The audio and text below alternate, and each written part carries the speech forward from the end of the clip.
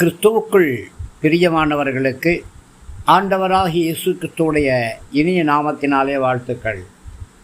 இயேசுவின் வாழ்க்கை வரலாறு பகுதியிலே இன்றைக்கு 5000க்கும் மேற்பட்ட மக்களுக்கு இயேசு உணவளித்ததை குறித்து பார்க்கிறோம். இயேசுவால் உபதேசம் செய்ய அனுப்பப்பட்ட சீஷர்கள்லாம் அவர்கிட்ட வந்தாங்க. அவர்கள் இயேசுவை சுற்றி கூடி தாம் அனைவர் செய்த எல்லாவற்றையும் அவங்களுக்கு சொன்னாங்க. இயேசுவும் அவரது சீஷர்களும் மக்கள் நெருக்கடியான இடத்துல இருந்தாங்க. அந்த மக்கள் அளவுக்கு மிக மிக அதிகமாக இருந்தாங்க. இயேசுவுக்கும் அவருடைய சீஷர்களுக்கும் உணவு சாப்பிடக்கூட நேரம் இல்லாமல் இருந்துச்சு. இயேசு தன் சீஷர்கள்ட்ட என்னோட வாங்க, நாம் அமைதியான தனியான இடத்துக்கு போவோம் அப்படின்னு சொன்னார். எனவே இயேசுவும் அவர் சீஷர்களும் தனியாக போனாங்க. மக்களே இல்லாத இடத்துக்கு அவங்க படகுல போனாங்க.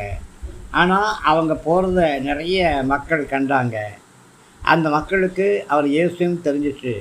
உடனே இயேசு செல்லக்கூடிய இடத்துக்கு எல்லா இடங்கள்லேருந்தும் ஏராளமான மக்கள் அங்கே வந்து கூட ஆரம்பிச்சிட்டாங்க. இயேசு போய் சேர்றதுக்கு முன்னாடியே அவங்க போய் சேர்ந்துட்டாங்க. இயேசு போய் சேர்ந்ததும் தனக்காக ஏராளமான மக்கள் காத்திருக்கிறத பார்த்தாரு. அவங்களுக்காக மனம் உருகினார். அதிக நேரம் ஆயிடுச்சு. இந்த ஜனங்களுக்கு பசியாக இருக்காங்க, இவங்களுக்கு சாப்பிட ஏதாவது கொடுங்க அப்படின்னு சொன்னார். சீஷர்களோ இவங்க அனைவரும் சாப்பிடுவதற்கு நம்மால் அப்பத்தை எங்கே போய் வாங்க முடியும் அப்படின்னு சொன்னாங்க. அப்போ இயேசு சொன்னார், உங்கள்கிட்ட ஒன்றும் இல்லையா அப்படின்னு கேட்ட பொழுது, ஒரு சிறுவன் கோதுமையில் செஞ்ச 5 அப்பத்துண்டுகளும் 2 சின்ன மீன் தான் வச்சுருக்கிறான் அப்படின்னு சொன்னார்.